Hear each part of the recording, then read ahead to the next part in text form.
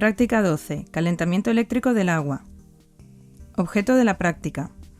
En esta práctica se determina el calor específico del agua a partir de la variación de temperatura producida por el calor que desprende una resistencia eléctrica. Fundamento teórico. Consulte el boletín para estudiar el fundamento teórico completo de esta práctica. Cuando en un sistema formado por una cierta cantidad de sustancia entra una determinada cantidad de calor, este puede emplearse en realizar trabajo o aumentar la energía interna. A su vez, el aumento de energía interna se manifiesta o como un cambio de fase o como un aumento de temperatura. Si el trabajo es nulo y no hay cambio de fase, el resultado es un incremento de temperatura proporcional a la cantidad de calor que entra. Una resistencia eléctrica disipa calor por efecto Joule, siendo este calor proporcional a la intensidad de corriente que circula por la resistencia y a la diferencia de potencial entre sus extremos. Si además la potencia es constante, también será proporcional al tiempo. Al utilizar corriente alterna, la intensidad y el voltaje dependen del tiempo, por lo que deben usarse los valores eficaces, que son los que miden los amperímetros y voltímetros en corriente alterna. Combinando las dos expresiones se obtiene una relación que nos permitirá calcular el calor específico del agua.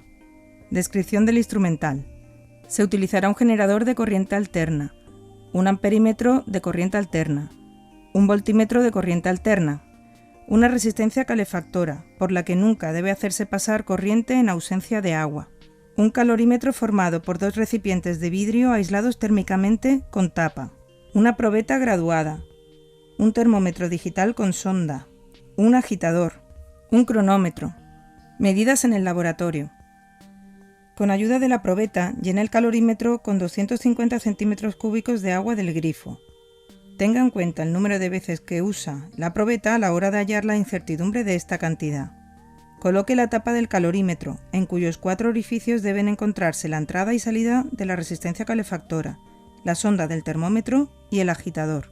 Monte el circuito simple de la figura, en el que la corriente sale de la fuente de alterna a 6 voltios, pasa por el amperímetro y la resistencia y vuelve a la fuente. En paralelo a la resistencia se coloca el voltímetro.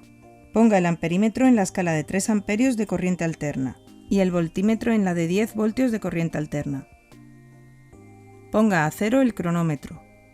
Durante la toma de datos se debe estar pendiente del agitador, del termómetro y del cronómetro.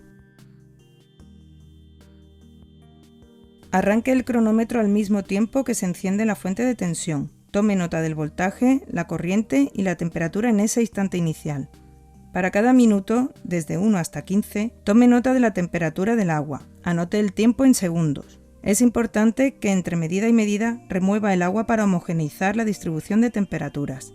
Acabadas las medidas, apague la fuente y vacíe el calorímetro secándolo posteriormente. Análisis de los datos. Complete la ficha de laboratorio y responda a las cuestiones siguiendo las instrucciones del boletín de la práctica.